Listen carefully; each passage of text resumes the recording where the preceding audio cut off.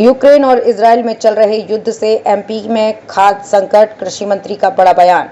मध्य प्रदेश के किसान कल्याण और कृषि मंत्री ऐदल सिंह कंषाना ने राज्य में चल रहे खाद्य संकट के लिए यूक्रेन और इजरायल में चल रहे युद्ध को जिम्मेदार ठहराया है। कृषि मंत्री ने किसानों को नैनो यूरिया और नैनो डीएपी का इस्तेमाल करने की सलाह दी है। कृषि विकास मंत्री ऐदल सिंह कंषाना ने मीडिया से चर्चा में कहा कि प्रदेश में उर्वरकों की कोई कमी नहीं है। राज्य सरकार ने खरीफ में किसानों को आवश्यक मात्रा में उर्वरक उपलब्ध कराया है और रबी में भी इस प्रकार से किसानों की आवश्यकता अनुसार उर्वरक उपलब्ध कराएंगे। कंषाना ने कहा कि फसलों के लिए नाइट्रोजन, फास्फोरस और पोटास की आवश्यकता होती है। डीएपी से नाइट्रोजन और फास्फोरस की ही पूर्ति हो पाती है, जबकि एनपीके के उपयोग से नाइट्रोजन, फास्फोरस एवं पोटाश तीनों तत्वों की पूर्ति हो जाती है।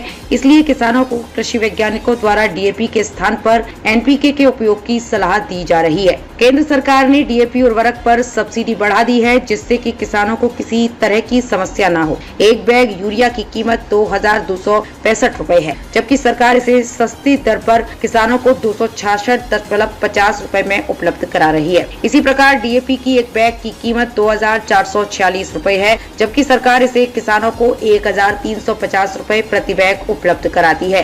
कंषाना ने कहा कि नैनो यूरिया और नैनो डीएपी भी किसानों को उपयोग करने की सलाह दी गई है। फूल आने से पहले स्प्रे करने से उपज में वृद्धि होती है। किसानों को उर्वरकों की बिक्री पर अन्य उर्वरक टैग करने के लिए कोई दबाव नहीं डाला जा रहा है। उन्होंने कहा कि राज्य सरकार ये सुनिश्चित करेगी कि दिए गए उर्वरक गुणवत्तापूर्ण हो। जहां भी घटिया गुणवत्ता के उर्वरक, बीज और कीटनाशक बिक्री की सूचना मिलेगी, उनके विरुद्ध हम सख्त कार्रवाई करेंगे। कालाबाजारी और नकली उर्वरकों के मामले में हम कानूनी कार्रवाई भी करेंगे और दोषियों के खिलाफ एफआईआर दर्ज करेंगे।